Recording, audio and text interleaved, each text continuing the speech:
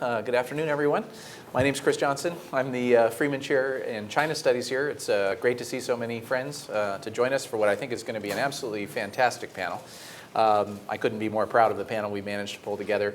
Obviously, issue of tremendous concern, lots of thinking about what's going on in the Sino-Russian relationship and how it matters for Sino-China or Sino-Russian-U.S. triangular relations.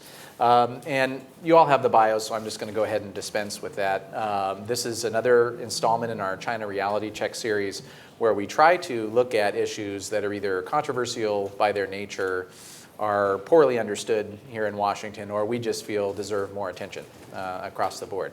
And this topic certainly struck me as I was in Shanghai watching the summit between President Putin and Xi as something I needed to do as soon as I got back. So I'm very pleased that all these great gentlemen were coordinating their schedules. Was not easy, but we managed to get them all in one room, so that was great. We're going to have Dr. Brzezinski start off, and then Ambassador Roy will follow, and Prime Minister Rudd will follow up from that, just giving some framing remarks. We'll have a few questions and answers amongst ourselves here, and then we'll turn it over to the audience for broader discussion. Dr. Brzezinski, please. Well, thanks very much. I take it we're supposed to talk about the agreement between Russia and China and its implications. Correct. So let me make just sort of three basic points about it, because in my judgment at least, it is still in the realm of speculation. Perhaps my two colleagues know much more about it because they know more about China than I do. But on the whole, so far, most of the issues that arise out of that agreement are subject to some degree of uncertainty. My sense of that agreement, however, on the whole, is that it does not really create a situation in which the Russians are gaining a great deal. They're gaining something that's essential to them and it's important for them, and it can contribute to some degree of influence and success. But they don't retain, in my view at least, as much freedom of action in subsequent times as the Chinese. After all, it's a long-term agreement. It's a long-term agreement which involves commitments by both sides of substantial character, but of much larger character on the Russian part than on the Chinese. Moreover, the Russians are making a commitment to China of a sort that they will have a long-term interest in maintaining at its maximum or perhaps even enlarging.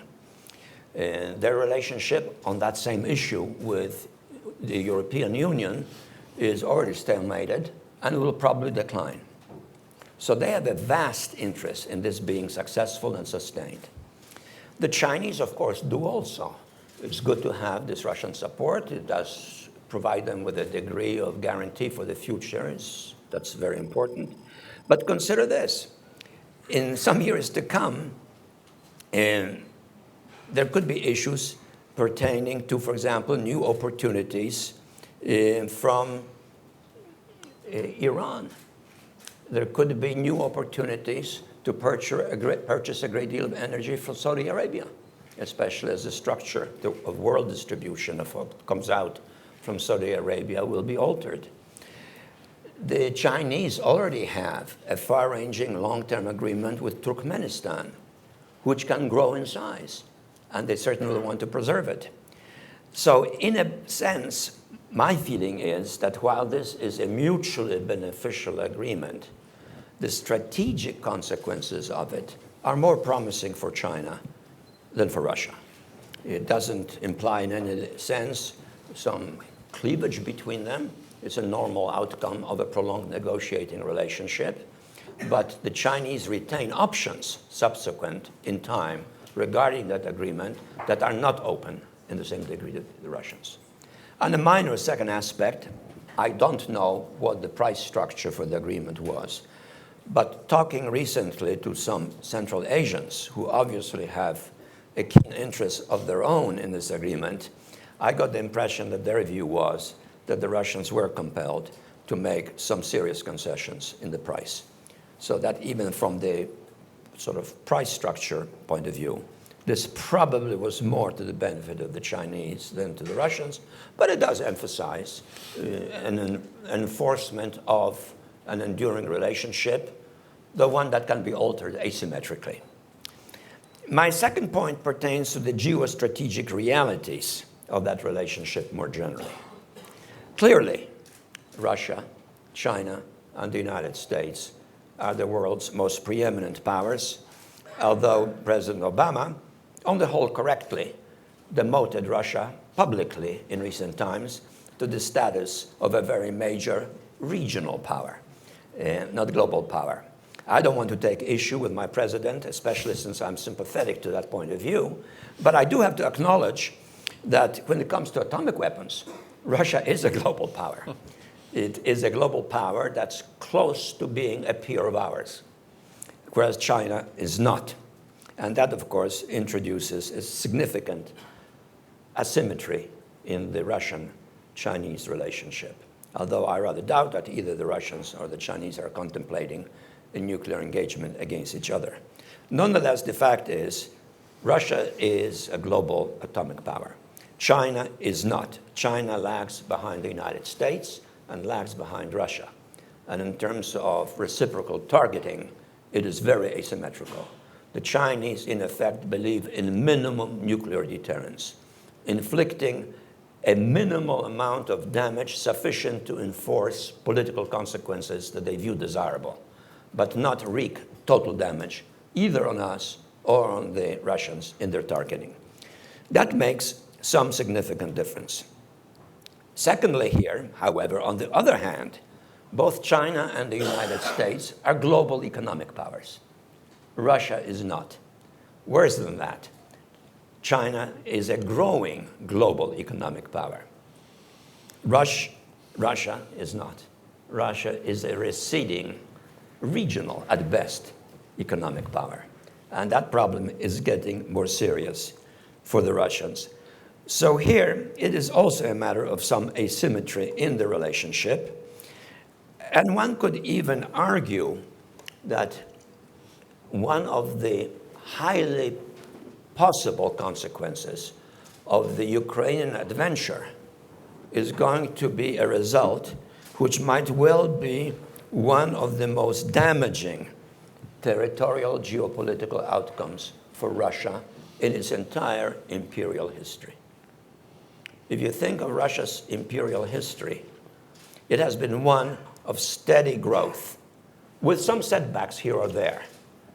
But the setbacks were never really decisive. The war in Crimea in the 1850s was a setback. The war with the Japanese was a setback of some Far Eastern significance, but not fundamental. The defeat in 1940s would have been that, but Russia prevailed.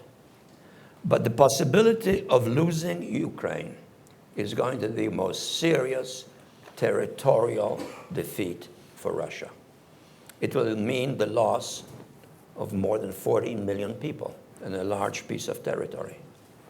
And Putin has already accomplished something that hasn't been achieved by anyone so far in the Russian-Ukrainian relationship.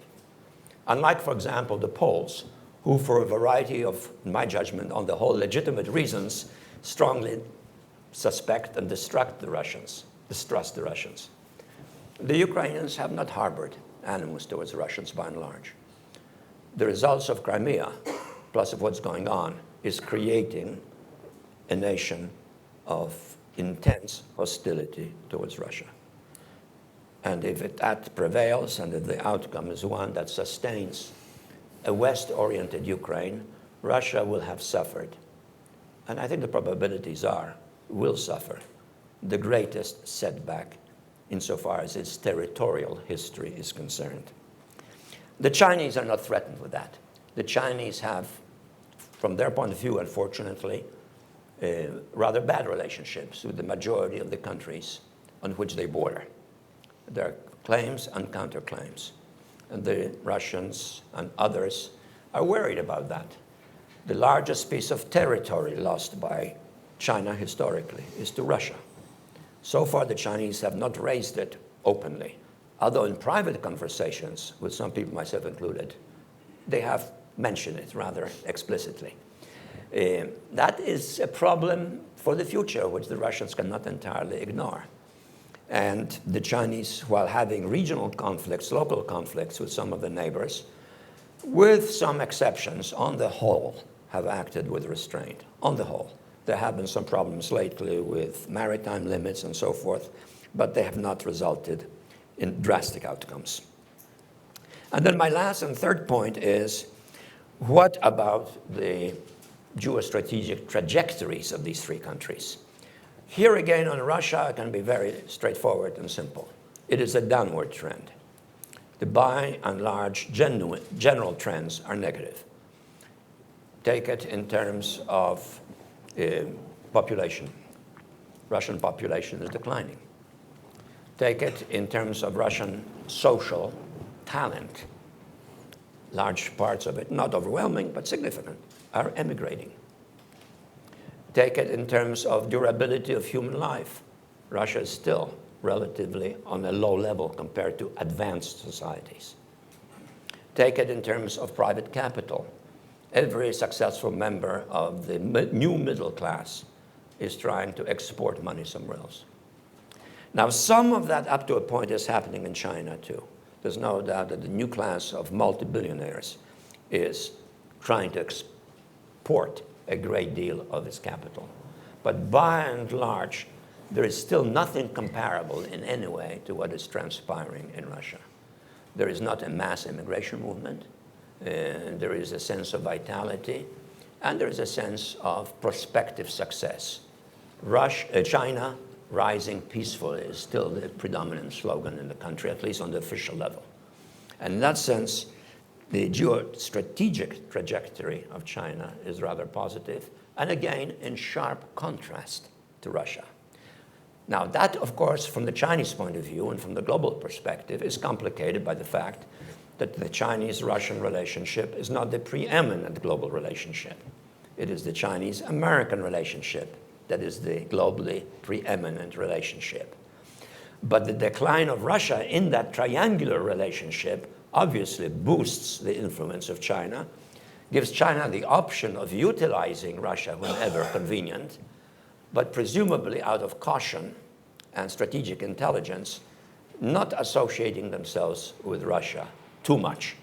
Look at the UN votes, for example, in Ukraine. China explicitly abstained from a resolution which was explicitly condemning Russia. They didn't back Russia. They didn't try to veto the resolution. They simply abstained, which shows that the Russians do not enjoy the preeminent place in Chinese strategic calculations. It is still the United States. And hence, a great deal of what transpires in the triangular relationship also depends on us. Can we maintain a posture that enhances the significance mutually of the American-Chinese relationship? Because that impacts on the Chinese-Russian relationship. And here I do have some reservations regarding both sides. And I'm not trying to be Solomonic or evade a judgment. I think both sides lately have not acted as skillfully and as intelligently as one might wish. I had from the very beginning some reservations about the wording of the pivot speech. The moment I read it, I said to myself, I really wonder how the Chinese will interpret it.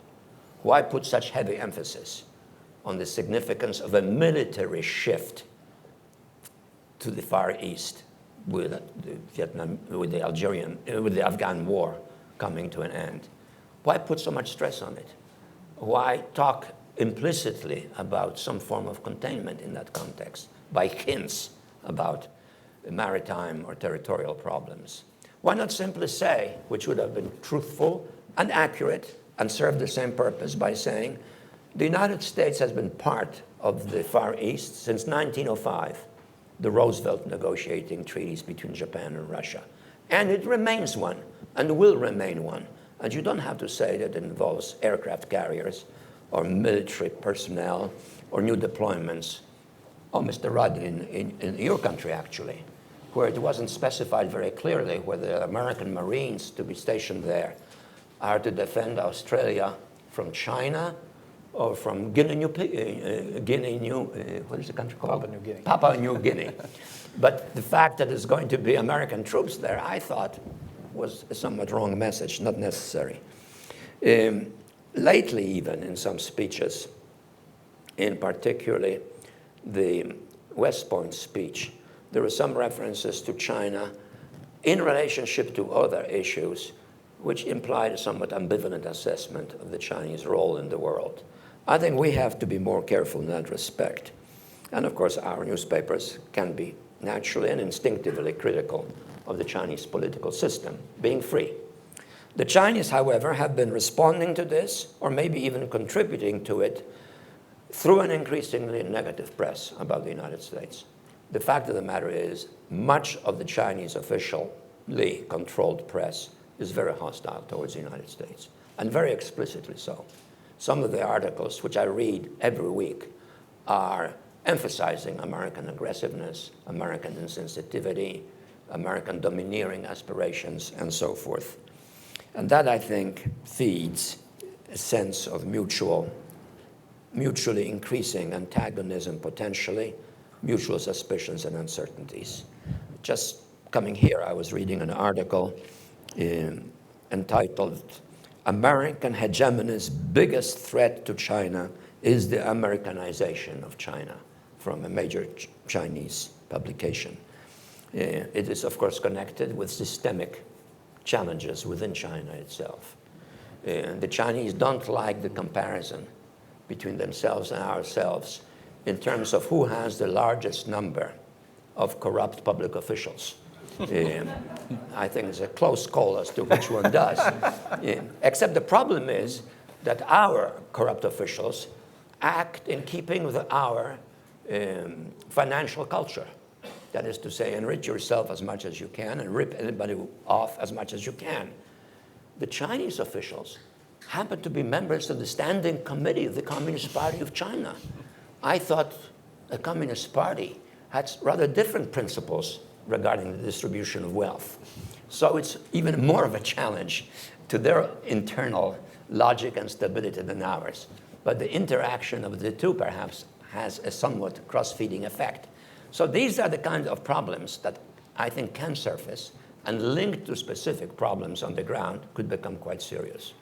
One of the things to watch, and I will end on this, insofar as strategic prospects is concerned, is the potential evolution of a very specific Japanese-Indian relationship. The Indian press is full of articles about the new connection between Modi and Abe, and how logical it is for a potentially strong maritime power, technologically highly advanced, such as China, to a close relationship with India, which is threatened territorially by a nearby strong neighbor. So the Chinese, too, I think, have to be very careful in how they handle their external affairs. And for us, the challenge is to prove to everyone that America's energy for continued growth and vitality and social success has not been dissipated, and especially by social trends, which warn of certain potential social risks and tensions. And I'll end by simply mentioning it: the growing disparity between the very rich, and few of them, and the very many, increasingly poor, and they're the vast majority. Thanks. Thank you. Ambassador Roy. Thank you. Dr. Brzezinski has made my task very easy because I basically agree with the various points that he has made. But when we're talking about Russian relations with China, it can't be all summarized in just a few minutes. So there are some additional points that I would like to make. First, it's vitally important not to oversimplify the relationship. It's an extremely complex relationship, and it's an asymmetrical relationship. What do I mean by asymmetrical? In 1993, Russia's economy and China's were about the same size. China's economy is now 4 times larger than that of Russia, and the disparity is growing. As a result, until recently, Russia, including Putin, was very reluctant to commit Russian resources over a long-term period to the growth of China. Now, some other factors have come into play now, but that underlying suspicion on the part of Russia about the potential threat to Russian interests of an increasingly strong and prosperous China is always an underpinning in Russian views of their relationship with China. Having said that, though, it's very important to understand how strong the impulse is between the two countries to improve their relationship. Neither of them like a world dominated by a sole superpower. So that strategic factor, despite the fact that until recently, both of them had more important relationships with the United States than with each other. And I think you could still say that in the case of China. But recent developments in US-Russian relations have altered that particular balance. But the underlying fact is they don't like a superpower-dominated world, and it was reflected in the fact that 10 years ago, they finally settled their remaining border dispute through a border agreement that involved the transfer of some islands in the Amur River from Russia to China and the division of an island. So here were two big, strong countries resolving a territorial dispute through the transfer of territory. That's something that both governments ought to bear in mind, and particularly China, in terms of looking at how territorial disputes are affecting their bilateral relations. So the trend in Russian-Chinese relations has been toward improving them, and I think it's fair to say that they are the best they have been in post-World War II history, including the period of communist cooperation, because it's a different type of relationship now. Now, having said that, I've mentioned that Russia was reluctant to commit its resources to the development of China. That has changed. It was changing over time, and I think the Ukrainian developments have greatly strengthened that desire on the part of Russia. In the case of China, and looking at the energy picture, which is what we were supposed to be talking about today, until the mid-90s, China's energy strategy was based on self-sufficiency. But beginning around 1993, China had to move to a different energy strategy because it was becoming increasingly reliant on imported energy. And so now the fundamental driver of China's energy policy is diversity of supply.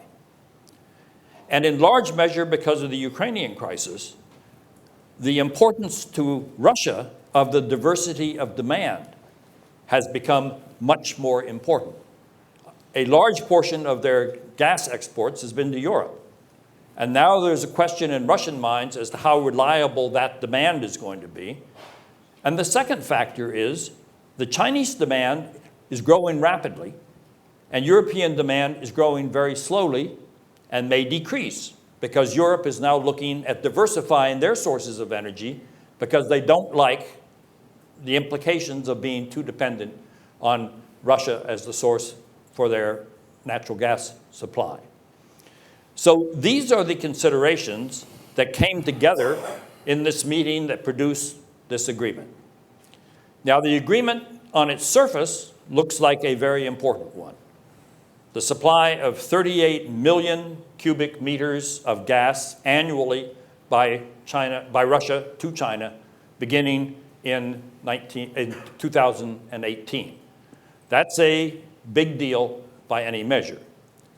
But we have to be careful. Dr. Brzezinski correctly pointed out, we don't know the details. Key factor is price.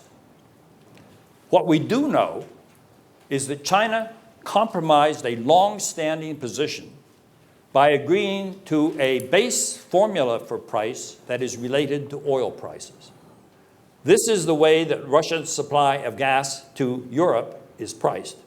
So high oil prices mean you pay higher price for the natural gas. But China has always resisted that type of a formula, and it's one of the reasons why for 10 years the two countries were not able to reach agreement on this particular deal. Now they've reached agreement, and it seems that they have agreed to a oil price-related formula, but we don't know the details. And it's very likely that Russia was in a weaker position than China was in working out the final details of the agreement. But we'll have to wait until we learn more about the actual pricing arrangements. Now, the second thing to remember is, let's not blow this deal out of proportion. The deal provides for 38 million cubic meters of gas per year. Doesn't begin until 2018, and it'll take a while to ramp up to that level of supply.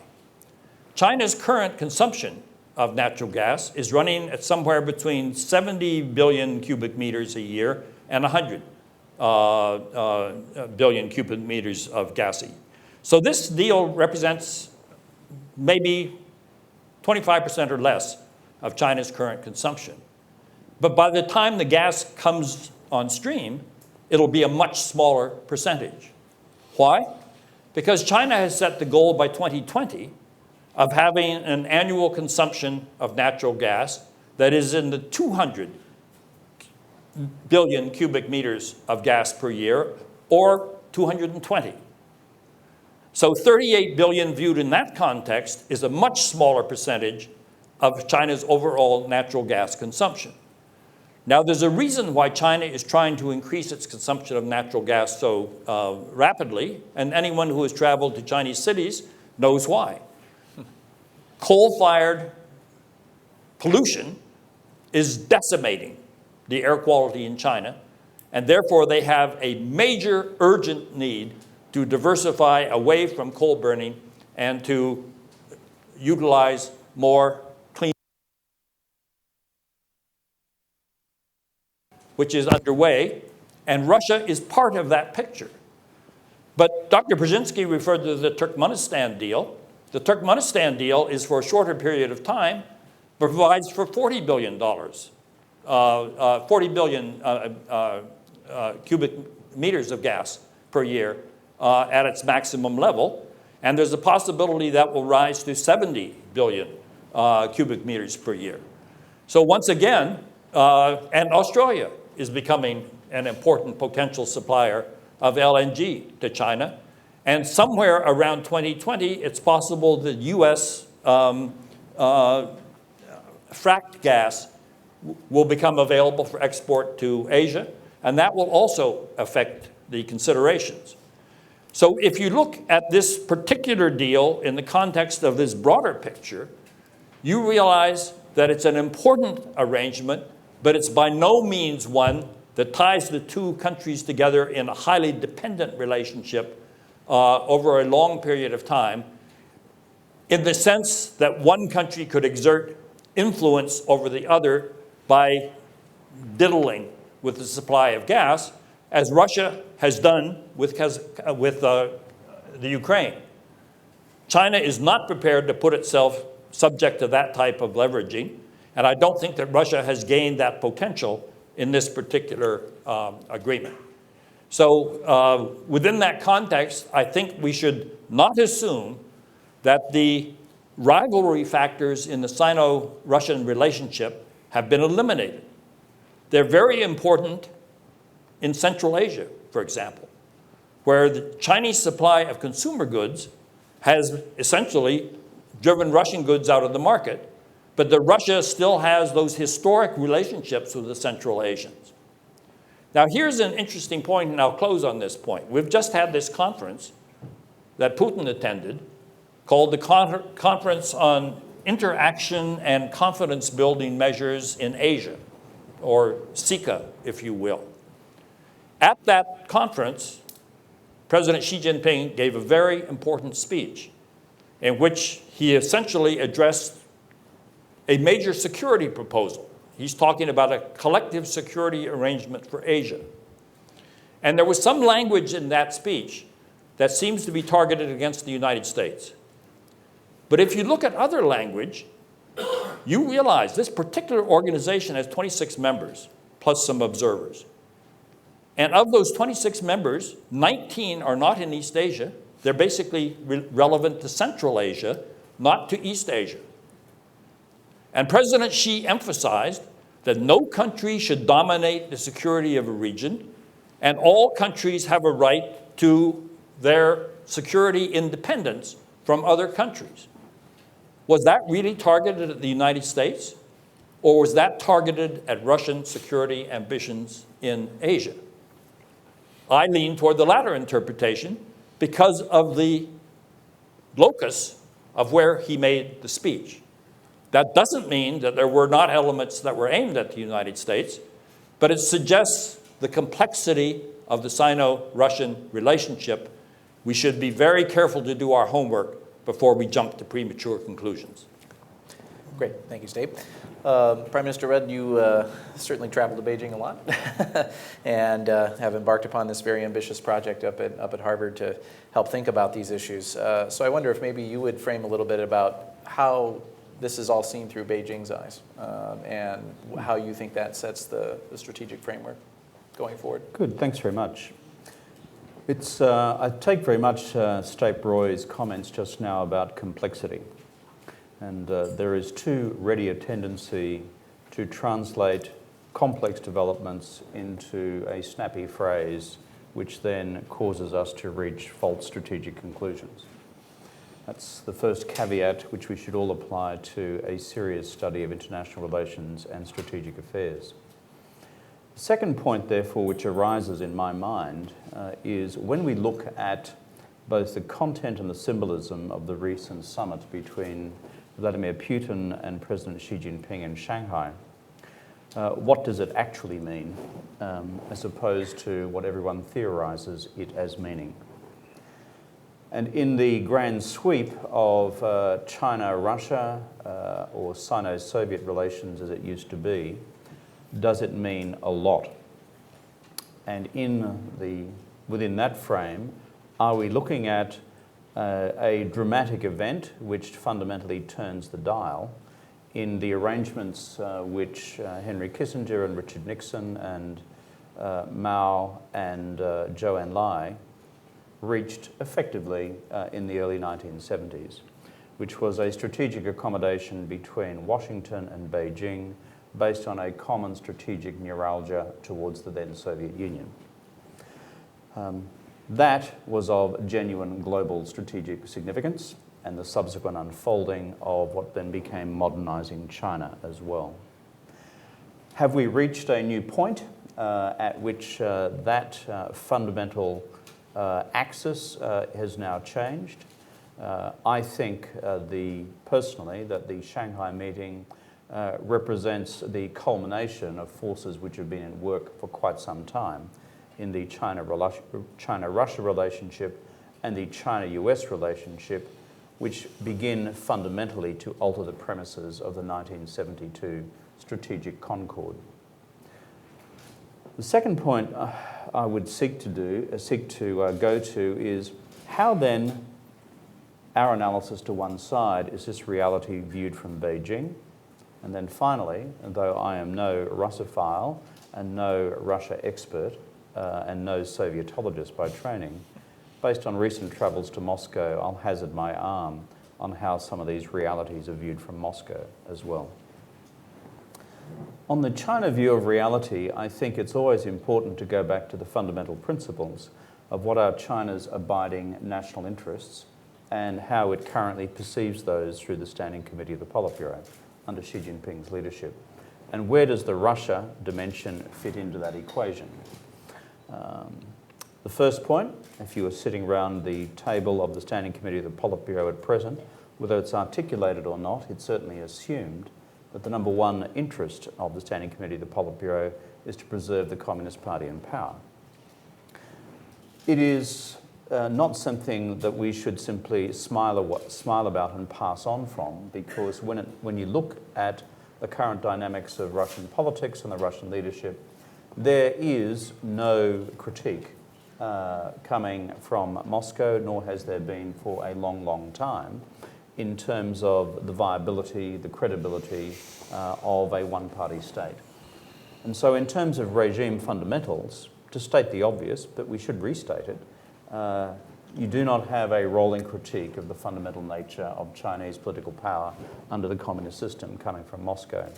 And that is of some genuine comfort to China, given the volume of critique it obtains from the rest of the world in sustaining its current political and politico-economic model. Number two, from the Chinese national interest point of view, is this: the maintenance of political sovereignty and territorial integrity. Well, there's nothing remarkable about that. That's the same discussions we have around any cabinet table in any capital in the world. But applying specifically to the Russian question, this is of, I believe, profound significance. Number one, the fact that in that period post-89, starting with that epoch-making meeting between Gorbachev and Deng in the middle of 1989, which began the settlement process of the Soviet-Chinese, then Russian-Chinese border, that has provided the fundamental long-term security from a Chinese perspective about the vast expanse of 4,300 kilometres of the land border across the north. Any student of Chinese history will tell you that the highest levels of Chinese strategic concern have always existed in terms of what comes rolling across your frontiers from the north, from the former and later Han dynasties right through until the Manchu invasions of the 17th century, and if you include Japan within the wider north, or frankly, into the 20th century as well. The strategic significance of effectively settling the Russian-Chinese border, which occurred in a process beginning in that meeting in '89 and concluding with the Amur River negotiations and agreements most recently, is of profound strategic significance. Because the core point is this: China no longer regards Russia as a threat. And this is a deep, deep question which has been resolved from a long period in history. Therefore, when we look at China's territorial integrity and territorial claims, the focus now is no longer on this vast terrestrial border, but on India in one direction and on its maritime disputes and borders on the other, with Japan and Southeast Asia. The third national interest of China, and where Russia again fits into this, is of course the paramount importance attached to the transformation of the Chinese economic growth model. The number one, number two, number three priorities, national security to one side, of this leadership is how do you transform the model which has served China's economic modernization from 1978 to 2012-13 into a new model, which is essentially based on domestic private consumption replacing public investment as the primary drivers of economic growth. Secondly, priority also attached to the growth in the services industries as opposed to traditional labour-intensive and energy-intensive manufacturing. And number three, with a greater role for private firms in relation to state-owned enterprises into the future. This is where the bulk of this government's, this leadership in China's energies are currently focused. And therefore, where does Russia fit into that?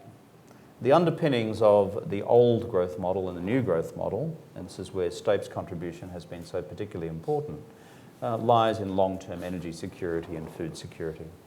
And across the energy security, security of raw material supply, and food security questions, China sees in Russia a potential long-term, huge strategic partner, yet to be fully articulated, yet to be fully expressed, but of direct and fundamental significance to the continuation of this transforming process of China's path to economic modernity. Number four is this, that within the framework of these other three sets of interests, China, however, in the period since, I think we could probably point it to October, November last year, or maybe September, October last year, in a major national conference on diplomatic work, articulated a new approach to its diplomacy, at least in East Asia and certainly with its neighbouring states. And this is of relevance to Russia as well. The Russia problem having been resolved, China's new, and the best word to describe it is proactive foreign policy. Some would describe it as assertive foreign policy. The Chinese word is 分法有为, and open to multiple definitions, and there is no official one, but basically a hang of a lot more active than it used to be. I think that's what we could safely define it in the modern Oxford or Webster Dictionary of International Relations, whichever side of the pond you happen to be on. But you don't have to simply be an international relations theorist and observer of statements to conclude that Chinese diplomacy has become infinitely more active across the East Asian hemisphere in the last 6 months plus. And we can point to the manifestation of that in various domains of security policy as well. And more broadly, multilaterally as well, as individual multilateral agreements come up for renegotiation or reconsideration, China is now actively asserting its views about how the redraft of any existing international covenant should unfold. Why this is relevant to the Russia relationship is China finds a large-scale strategic partner, providing it with diplomatic leverage in various of these negotiations, but not all of them. And correct emphasis was placed before on direct conflicts of diplomatic interest over the question of the Ukraine. But on balance, the Chinese find that this is a very useful strategic addition to their repertoire. To conclude, a few thoughts on how this is viewed from a Russian perspective. I spent a week in Moscow recently in the last 2-3 months with one single question for all my Russian interlocutors. What is Russia's long-term view of China? And I spoke with a whole range of people across government and semi-government circles. And there's a high degree of coalescence between Russian interests and those which I've just described as being Chinese. But there are a significant degree of non-coalescences as well. And it's important to be clear about them. When you roll in the door and ask a senior Russian diplomat these days, so how's it going with China, Chris? The response is along the lines of, best it's been in 450 years. And so to which I would then say, it's been a bit rough of late, has it? But there's something in it, because if you look at this grand narrative between Russia and China, going back to the enormous territorial acquisitions, for want of a better term, of Peter the Great, through to the present, this is, by and large, a very sharp and cantankerous relationship throughout history, including in the Sino-Soviet period, for most of it, not all of it. And therefore, when you ask, well, why is that the case? And then the answers flow reasonably quickly and freely. Number one, China does not challenge the legitimacy of our own political arrangements. Number two, the economic potential of this relationship provides us with a huge ability to sustain ourselves from any sort of economic pressures coming from elsewhere, and frankly become a much bigger driver of growth in the future than we've ever seen in the past. Remember, bilateral economic trade between the two at the present is only about 70 or 80 billion US. With Australia, I think it's about 150 billion or more. But that 70 billion has grown from nowhere in the space of about 5 to 7 years. So the trajectory that they see is huge. And of course, the juxtaposition against Western sanctions over the Ukraine on the energy question is clear and transparent to us all. So our Russian friends have imbibed that very deeply. And finally, of more interest to them perhaps than to China until recently, has been the fact that they could work together in pursuit of what's been described already as multipolarity in the global rules-based order, which basically means anything which lessens US influence in the global rules-based order, as acting as a sole power, a unilateral power, or one driving consensus against its own interest. And then to conclude on, but what are the anxieties in Moscow? And this, I think, is equally relevant to our deliberations. The anxieties have already been pointed to in part, but when you scratch the surface in Moscow, the deep anxiety is over the great strategic competition in Central Asia. This is profound and it's deep. The 5 stans are very much seen as part of a Russian sphere of influence, given where they have existed most recently historically in terms of the composition of the Soviet Union. Within that frame, Kazakhstan is of particular significance, simply given its geographical size, but the abundance of its resources. And the Russian concern is that over time, just given the sheer weight of economic power that China has within its possession, it will overwhelm Central Asia simply by the volume of its economic presence, leading this tenuous thread of an ongoing security relationship with Moscow, which will ultimately then be overwhelmed. And the final point of which the Chinese abstention on the question of the Crimean annexation resolution before the UN Security Council is also, I think, relevant. Russia is an enormously proud country, enormously proud of its history, and still believing deeply that it has a long national future ahead of it. There is, I think, a deep concern in Russia about if and when China starts indicating to Russia what it should do in terms of global diplomacy through the United Nations system. And this, I believe, is a very deeply entrenched concern in terms of how the ultimate power realities have played out between the two of them on the global stage, most particularly through the mechanisms of the UN. To conclude on this one sentence, when you ask our Chinese friends, how do you now characterize the Russia relationship? Their form of language is not, it's the best it's been in 450 years. Their phrase, and Chinese leaders in my experience choose these phrases carefully, is one which describes the China-Russia relationship as one of a collaborative strategic partnership, 战略协作伙伴. And so what does that mean? And this is where I think we should conclude. That within the framework of that collaborative political, diplomatic and strategic behaviour, what we are likely to see, quite apart from a BRICS framework, but exclusively on a bilateral framework, more and more intense political, diplomatic and strategic policy coordination between the two of them. And if the Shanghai meeting represented anything, for me it was that, but within the framework of events unfolding over a long period of time, which have set the redial on the 1972 deep changes to the strategic architecture engineered by American political leadership at the time. Great, thank you, Kevin. Dr. Brzezinski, I know you have to leave in a few minutes, so I'd like to give you the opportunity to maybe respond to our other two panelists' comments. And also I wanted to pick up in particular on a thread you raised, which I think is so very important in your remarks, which is this issue of the trajectory of Russian imperial sort of dominance of the region, where we think that's going, and then in particular, how you see that playing in the Central Asian context, especially with the Eurasian Union effort with very few members in the room when it was announced. First of all, I think we're basically in agreement.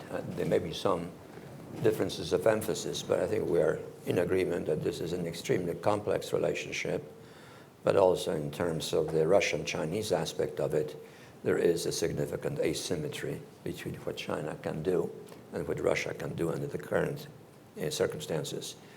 The one point with which perhaps I would emphasize different aspects or define it somewhat differently is this issue of the territorial relationship between China and Russia. It's absolutely correct that the Chinese take the position that legally everything's solved and they stick by it. But I have also been struck by the fact that in private conversations, some Chinese are beginning to bring it up, Now, where that will take them, we don't know. But in one respect, we already do know, namely the competition for influence in Central Asia, to which Mr. Rudd just referred to, is in part competition in regards to territories that in a broad sense the Chinese in the past view as somehow subordinate to their sphere of influence. And for the Russians, it's a central issue as to whether they can be incorporated into this elusive and relatively vague concept of the Eurasian Union. I spoke to one top-level Chinese official who, in kind of friendly conversation in which we sort of talked about the last several decades and in which he talked about the future, and I realized that no conversation of that type is ever truly friendly, but at least the tone was that. He did say to me suddenly, and I want you to know that we are really moving westward. And when I heard that, I was kind of baffled for a few seconds. And thoughts flashed through my mind. Is he talking about some special relationship between China and Germany, maybe, or Western Europe or the Union? And then, of course, it quickly dawned on me, no, he was talking about Central Asia. And he started to amplifying all the different undertakings that the Chinese are pursuing, the effect of which is, of course, a more cooperative relationship with Central Asia, but also a relationship in which their influence rises and someone else's inevitably declines. And then, of course, there is the attitude of the Central Asians themselves. Part of their game right now, and that's been done diplomatically by Nazarbayev of Kazakhstan, far less diplomatically by Karimov of Uzbekistan, is to limit the significance of the Eurasian Union, in part not only by open opposition or reluctance, but in part also simply by enhancing the relationship with the Chinese. Nazarbayev now always emphasizes that this is the Eurasian Economic Union. Very important qualification. And Karimov, more or less bluntly, told the Russians where to go and has invited a NATO office to be opened up in Tashkent, which has a kind of echo to the previous comment. And so I think this is where the contest, to some extent, is beginning, perhaps, to be nurtured. I don't think it's going to expand dramatically or rashly, but I think in the Chinese redefinition of their position in the world, they are no longer so inclined to ignore the fact that at one point, in a significant fashion, Russia benefited by expanding territorially at China's expense, and that this had geostrategic consequences for China that were negative, and that perhaps we're entering a period in which, in a subtle fashion, but a determined fashion, some of these asymmetries can now be reduced or reversed. And what happens in Russia will then affect that. If Russia at some point becomes a committed long-term enemy of the United States, it has to be associated with China and de facto as a subordinate. If Russia, however, chooses to democratize after Putin is gone, it might be able to enhance its capacity to retain its position in the Far East if it really becomes part of the West and of Europe especially. I once wrote something to the effect that in those circumstances, Vladivostok will surely and safely be Russian, but especially so if a lot of the people living in it are Germans and French and Poles and Portuguese in a more united Europe. And that, I think, is the big sort of geopolitical uncertainty that confronts this relationship, and a lot of it will depend on how the American-Chinese relationship unfolds. If we can keep it stable and cooperative, that is to the good. I refer to the Chinese, really, I think in some cases, very unnecessarily hostile or ironic articles about us. One recent example, the Chinese military organ reported on the visit by our defense secretary, Chuck Hagel, to their aircraft carrier. And they have long asked us to invite them to ours. So we invited them to ours, the Reagan one, called Reagan. And the Chinese are now making a great deal, in that particular statement, of the fact that our aircraft carrier is so much more modern, so much more effective, so much capable of being threatening than theirs, that this is an invitation deliberately designed to humiliate them. And that shows, some of the potential tensions here. But I think we have to strive more seriously to avert it.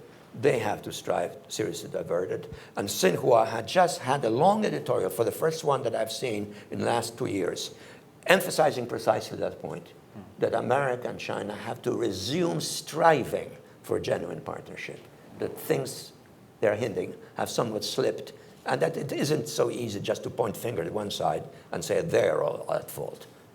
And I happen to agree with that. I think we have helped to make it more difficult and tense. They have done it too, and I think we better take a second look. Thank you. Stape, I wanted to follow up on a comment of yours. Feel free to leave if you have to. Yeah, thanks. Excuse me. Thank you very much. You mentioned this issue of the Chinese clearly making a compromise with regard to the gas deal in terms of how it's structured and so on. One issue that hasn't come up, and it didn't seem to come up much, at least publicly, in the Putin-Xi summit, is the whole issue of defense cooperation. And my sense is that that has started to shift as well in terms of the dynamic. I think the Russians had been long resistant to sell the Chinese finished systems. There was a long dormant period there where they were not engaging in any kind of major cooperation in that area. Interestingly, when President Xi first took office and went to Moscow, CCTV seemed to think there was a deal for both fighter aircraft and naval vessels. The Russians were quick to say, I don't think so. So do you have any sense, I think it's too early to tell, as to whether there was a defense cooperative component in this whole gas piece and so on, or just where you think the trajectory in that part of the relationship is going? Because I think it is really the other key piece to the energy relationship, at least historically. I think there's a growing defense cooperative piece between Russia and China, but I think it's shifting from a military supply relationship in which Russia has provided more advanced military equipment, particularly in terms of fighter aircraft and submarines, than the Chinese were producing, but not providing their best technology. Right. And now it's shifting toward more military cooperation in the sense of combined operations. Right. There was a joint naval exercise. There's a technical term. It was, in a room during the meeting in Shanghai, and their naval units have been doing some joint exercises together involving other components of the military. I suspect we may see that type of cooperation expanding. But the other side of it is Chinese military technology has been catching up very rapidly. And now China is beginning to be able to produce cutting-edge military technology in certain areas. I think as a strategic goal, China does not want to be dependent on Russia for its most advanced weapon systems. To the extent that Russia is prepared to sell them, China may still be interested in buying. But my impression is that the military sales from Russia to China have decreased quite sharply as China has caught up in its own capabilities. Great. Kevin, you talked a little bit in your remarks about the domestic politics in Moscow, kind of how they see things, and also a little bit on the Chinese. But I wonder if you might expand a little bit on how you think the domestic politics in China factor into this relationship.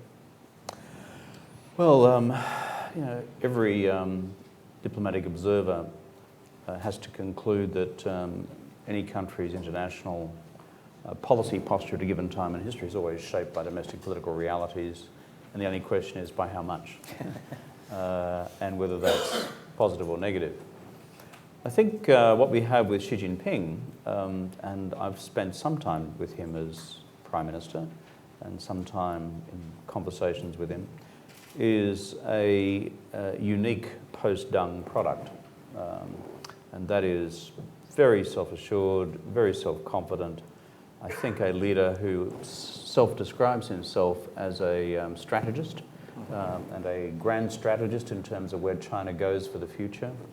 Very comfortable with the exercise of power, as I've said before, perhaps here or elsewhere. Not so much primus inter pares, but primus. And as a consequence, wields an extraordinary political influence within the system, of a type we have not seen, I believe, since Deng, which is a period effectively since Deng's southern expedition in 1992. We may agree or disagree on the detail of that, but I haven't seen anything like this in the last 20 years or so. So that's point number one. Point number two is the domestic preoccupations are huge. We've spoken already about the challenges on the question of China's economic transformation process, which are formidable and complex in their own right, if no other challenge existed of any other character. But number two is this, because Xi Jinping, based on what I described earlier as national priority number one, which is to keep the Chinese Communist Party in power, has launched an anti-corruption campaign of the type I have not seen in my years of analysing modern Chinese politics, and certainly unprecedented, at least since the late 1970s. And so this is taking an enormous amount of domestic political energy at the moment, and you've seen it applied both to the military, which is significant in itself, the recent public humiliation of the former Chief of General Staff, Xu Caiho, as well as what's happening within the most high levels of the Chinese Communist Party leadership proper. This is massive. Now, one of the open speculations at present is the extent to which this is creating domestic forces for reaction within China itself. But on the trying to therefore take those two sets of realities out to the broader equation, is how is those dynamics affecting China's international relations posture, and how is it driving the question of the Russia relationship in particular. I think because of Xi Jinping's authority within the system, what I observe, and I stand to be corrected by others who follow this more closely, is a high degree of chemistry between he and Vladimir Putin.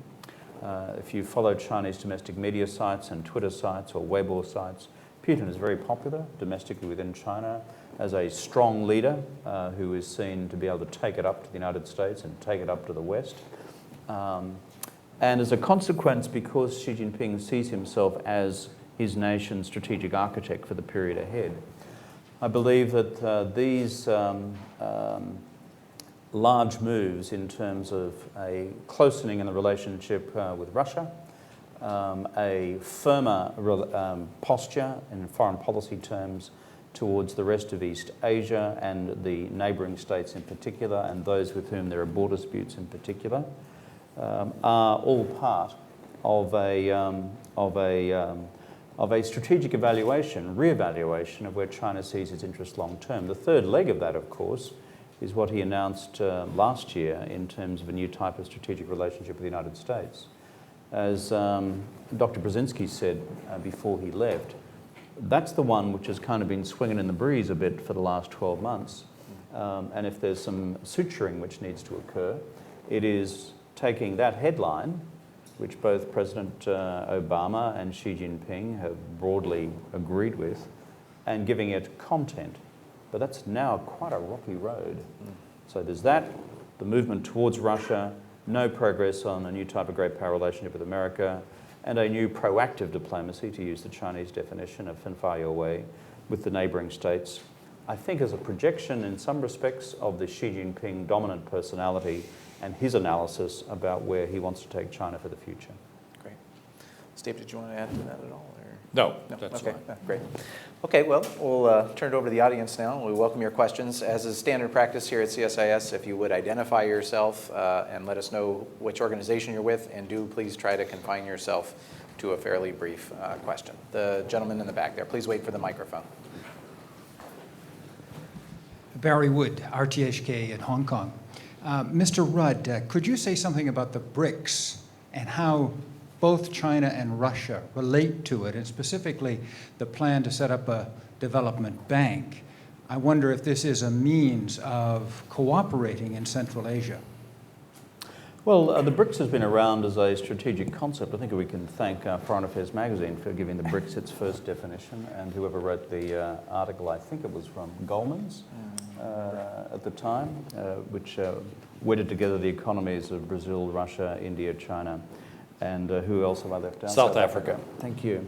And whether it becomes BRICS, by the way, if you include Indonesia, as there is some diplomacy underway and has been underway for some time about the possibility of doing that. Two, it has been a strategic concept which has, in many respects, formed a ballast around China in its internal negotiations with other states who are members of the G20 on the economic front. The BRICS meets at not just at head of government level, head of state level, it meets at foreign ministers level, it meets at finance ministers level. And often when you go to major summits around the world, there is essentially an agreed BRICS position. I certainly had experience of that in 2009 at the climate change conference in Copenhagen, where there was a BRICS position going into that conference. On the specific proposal for an infrastructure bank, then there is, which has now been agreed, at least in principle, this will be largely driven by Chinese financial capital. I think that's accepted. There's an active debate about where it's located, therefore whether it becomes in China, or some recent debates about whether it's actually lodged in Jakarta as a potential, shall I say, bridge to our friends in Indonesia, but recognising the Republic of Indonesia is going to become one of the 10 largest economies in the world before too much longer. 250 million people live there, growth in recent decade of about 6 to 7%, and massive infrastructure needs. So in terms of the political symbolism attached to such an infrastructure bank and its place within the Asian hemisphere, I think it aids China's strategic and foreign policy interests. But I'll tell you this with one caveat. The amount of capital which this thing is going to have at its disposal is relatively limited against regional and global needs. Private financial markets will be the principal source of capital into regional infrastructure needs, and on top of the existing multilateral development banks. So I think in terms of adding financial capital to the region to meet its infrastructure needs, the region's infrastructure needs, it's all fine and dandy, but you should see it in the context of, frankly, the sheer volume of need and the volume of private capital which is interested in these areas of investment as well. Yep, in the middle here.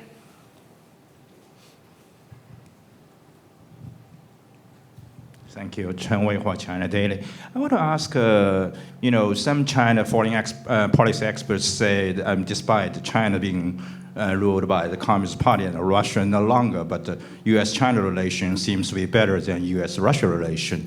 Why is that? Can you explain? And secondary, do you think the triangle relationship is going to involve, much further? I don't think as prominent as the Cold War days, but do you think it's going to involve much further? Thank you.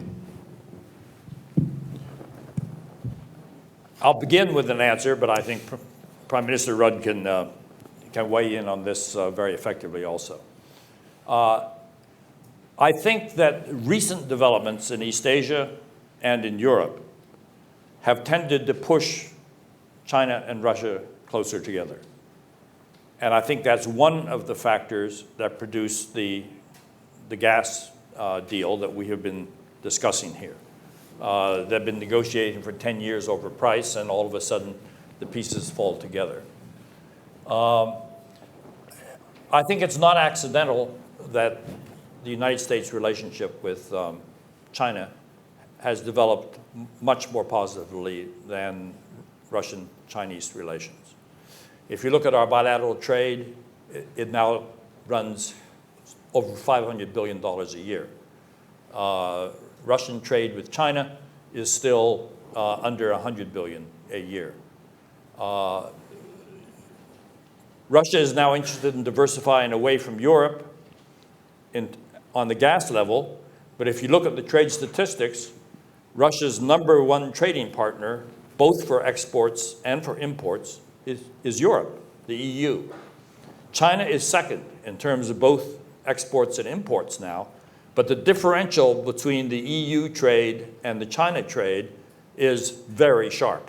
I'm talking about 4 or 5 times larger in the case of the EU. So that China has been able to develop certain areas of cooperation with Russia that have been beneficial to China. And I've earlier referred to military technology, for example, as one of those.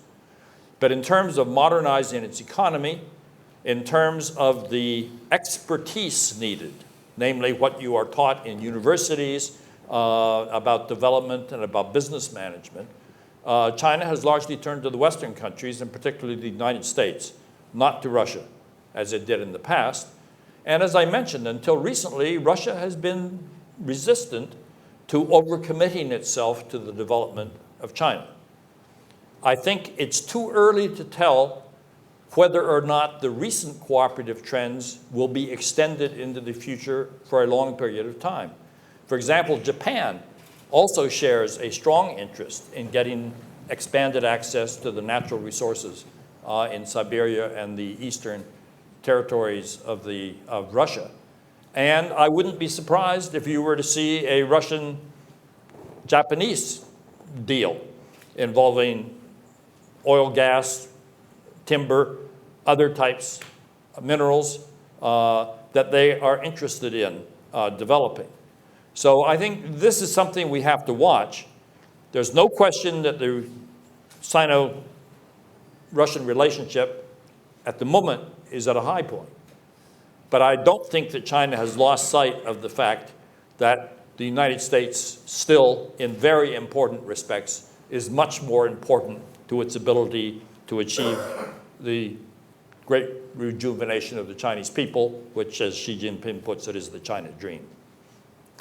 I think just to add to that briefly, on the triangular aspect which you made as part of the second part of your question.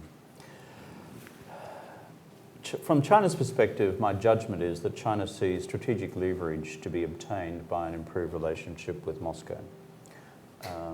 And I think that informs part of recent decisions. It doesn't explain all of them, but I think that is a reality. Secondly, however, China in doing so has been simultaneously active in reaffirming the principles which govern its relationship with Russia, and these are not new, but continuing since the days of Yeltsin, really. And that is principles of, first of all, there will be no alliance, 没有结盟. The second one is that there will be no conflict, 没有冲突. And the third is not directed to the third party, 不针对于第三者, 第三国家.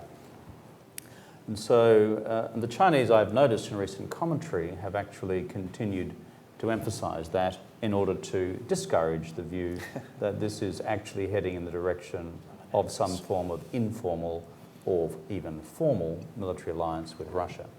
I think that's important to bear that in mind. There is strategic leverage is one thing, strategic alliance is another, and we need to be clear in our thinking of that as well. But here's the third point about the strategic triangle, which I do think is important for the medium to long term. And that is, China has internally concluded that it is being contained by the United States. That's its internal conclusion. Whether we support that conclusion, agree with it analytically or not, is to some extent beside the point. That is very much their internal conclusion, and in part explains China's behaviour in relation to the triangular relationship. And therefore, what I described earlier as being mindful of not oversimplifying the complex, a shift in the dynamics of the triangle, which have been unfolding for quite some time. And I think the extent of that shift has been, in many respects, symbolised by the recent Shanghai meeting. It doesn't go from strategic neutrality to strategic leverage onto strategic alliance, but I think the nature of the triangle is now significantly changed from that which Dr. Kissinger and others engineered with the Chinese leadership in the first half of the 1970s. I always try to resist the desire to play player-coach, but to throw in a brief comment on that, I think especially on the triangular relationship.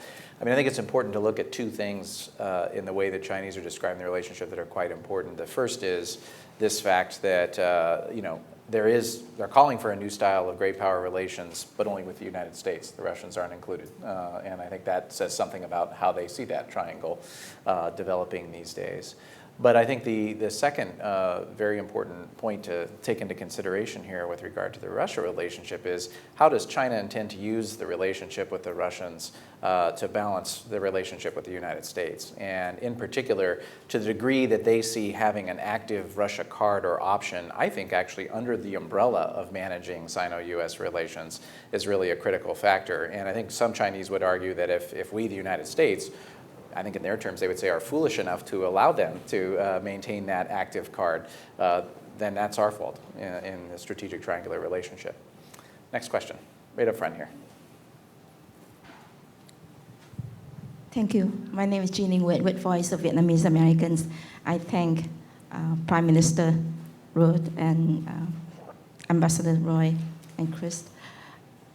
You mentioned, Prime Minister Roy, the Shanghai communique in the 70s and the recent Shanghai, and then Dr. Johnson now also mentioned the trilateral and the balance. I remember you have talked about equilibrium of powers in Asia, and I'm most concerned about Southeast Asia and the current situation in South China Sea.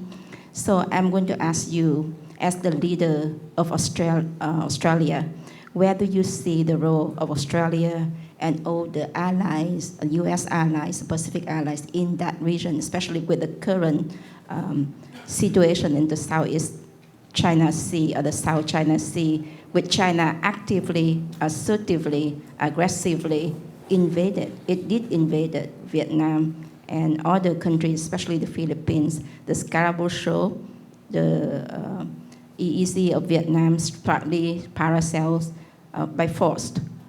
And there had been people killed recently. Ships sank, 2 ships sank, and right now we have about more than 100 vessels, Chinese vessels in that area, including air forces and other military efforts.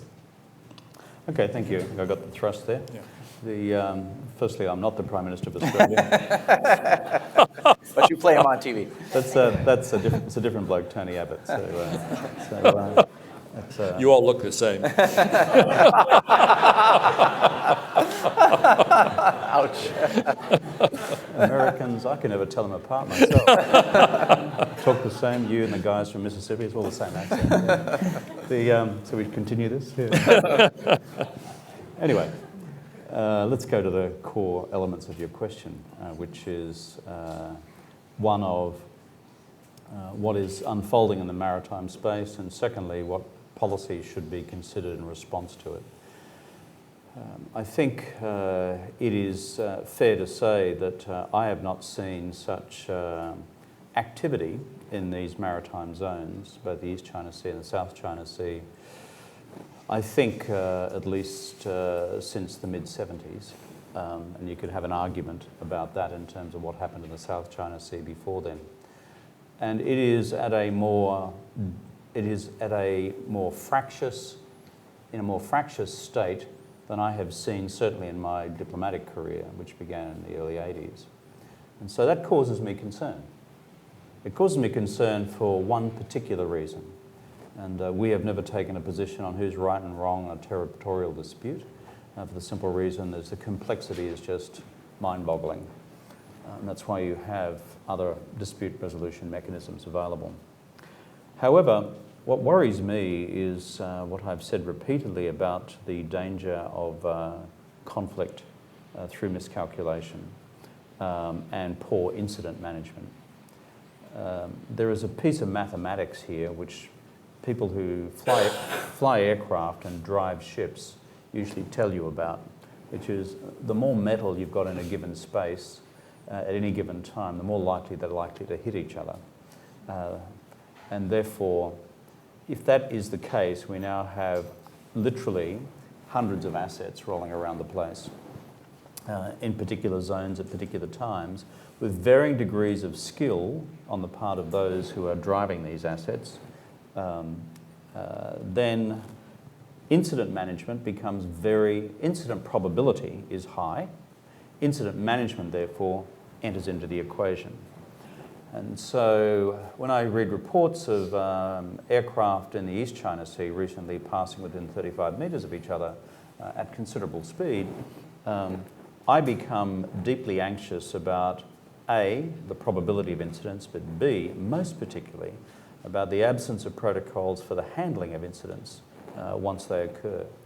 And so for me, what I become quite electric about in this current environment and worries me deeply is notwithstanding all the pre-existing strategic tensions which exist, the historical animosities which exist, the political disagreements which currently pertain, it is simply the rising mathematical probability of an incident, the absence of protocols to manage such an incident, and therefore the risk of escalation of the incident into a higher level of conflict. And you don't have to be a Rhodes Scholar in international relations to work out there's a few historical precedents for this. So that's what really worries me. You asked about my country. I'm a guy who has advocated for the last 5 or 6 years that in order to construct effective confidence and security building measures in Asia, we need to, over time, begin the construction of what I have called in a speech in 2008 as Prime Minister, an Asia-Pacific community. People might see that as lofty and idealistic. I do not. I see it as something beginning with the most basic forms of political security and economic cooperation and building step by step, to paraphrase Deng Xiaoping, 摸着石头过河, step by step across the river, as one level of trust builds into another. We don't have any institution like that at the moment. And while these institutions do not solve necessarily fundamental pre-existing conflicts, they can take the edge off them And that's the experience of the European Union. And so it's my proposal, 2010, through some Australian diplomacy with others, we managed to get America and Russia into the East Asian Summit. They're all around the one table now. It has an open agenda to discuss political, economic, strategic, whatever questions you want.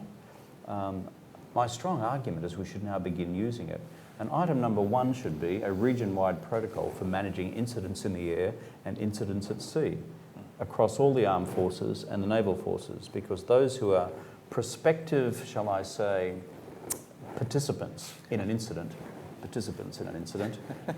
you're now talking about 7 or 8 sets of armed forces across Air Force, civilian aircraft, or not civilian, customs aircraft, customs and patrol boats, naval aircraft, fishing vessels, state-owned, non-state-owned. I mean, this Rubik's Cube of complexity is such that you need some governing protocols. So that's where I believe we should go. Right here.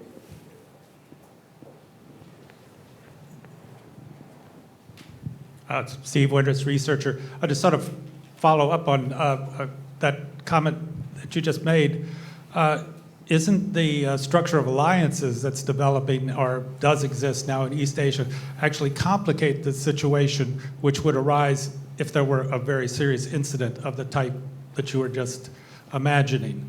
And I was struck by the comment of a Chinese analyst who said, well, one thing Chinese don't really understand is how to deal with these alliances. I mean, we have Japan, America alliance, we have Philippines, America alliance. I mean, we can deal with a country, okay, one at a time, but we're not so familiar here.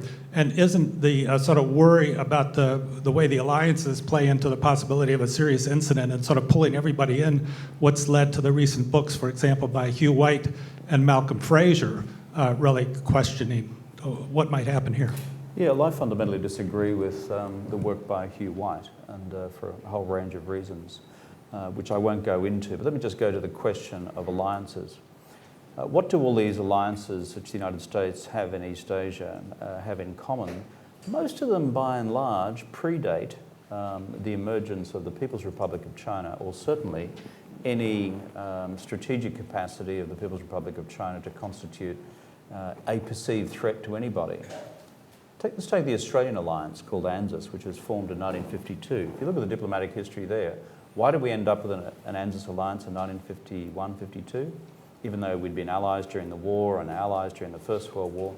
We ended up with that, but that was the price to pay for the US-Japan peace treaty and the US-Japan security treaty, because politicians in Australia at the time, having just been through the Second World War, were not about to be passive on the question of any future emergence of a militaristic Japan. And so the entire strategic frame within which that was put together, nothing to do with China, let me tell you, was all to do with a threat as it was perceived from China, where we just lost a whole bunch of people in the Second World War, and Japan in the Second World War, and where we're going to go into the future. And so it is if you look at the alliance structures across most of East Asia. The Japanese one, the Korean one is obviously different because of the Korean War. That with Thailand and the Philippines, frankly, they come out of different historical circumstances. So the idea that these things have their origin in, or their current manifestation in an anti-Chinese form of strategic behaviour, I think begs a whole lot of further analysis. There's a further question too. If you're a bunch of Australians occupying a continent as large as the United States, and there are 23 million of you, which is half the population of California, with an economy the size of the Netherlands, well, no, something about the size of the Republic of Korea, it kind of makes sense to be allied with someone who you've had a few things to do with over the last 100 years.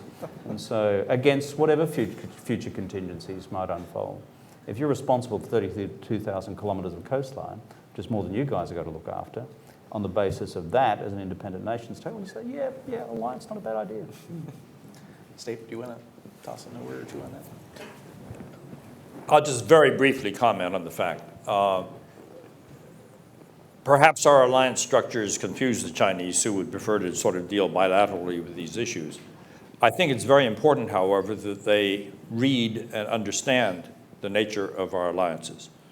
They're fundamentally defensive, but in the case of both the Japan alliance and the Philippine alliance. In the case of the Philippine alliance, an attack on a Philippine ship or aircraft anywhere in the Pacific is covered by the alliance. In the case of the Japan one, it applies to areas administered by Japan, not simply to Japanese territory as recognized by the United States. The Chinese don't like us to point this out, but the reason we point it out is to avoid inadvertent misunderstanding of the nature of alliances. Now, the other side of the coin is equally strong. The United States does not want to get into conflict with China or any other country over essentially minor territorial issues involving uninhabited rocks in the South China or East China Sea. We haven't lost our good sense in wanting to be a good ally of these countries. The purpose of the allies was to protect them against aggression, not against provocative behavior over disputed territories of the sort that's occurring. Basically, the American approach, I would add a third element. We did not sign the Declaration on the Conduct of Parties in the South China Sea that was signed by China and the 10 Southeast Asian countries in 2002. But if you look at the statement of then Secretary of Defense Panetta 2 years ago, you will find the American position is based exactly on the principles that were set out in the Declaration of Parties. Peaceful resolution of disputes, no threat or use of force, no provocative actions, efforts to constructively approach differences. If the principles of that declaration had been carried out by all of the signatories, we wouldn't have the current levels of tension in the South China Sea. And we believe in those principles, and we deal with our allies in terms of upholding those principles, but we also will be allies if they are subjected to unprovoked aggression. Great. Well, I think we've just about reached time, so I want to thank you both for your very insightful comments, and Dr. Brzezinski in absentia. And really appreciate the audience's participation as usual. Please thank me in person.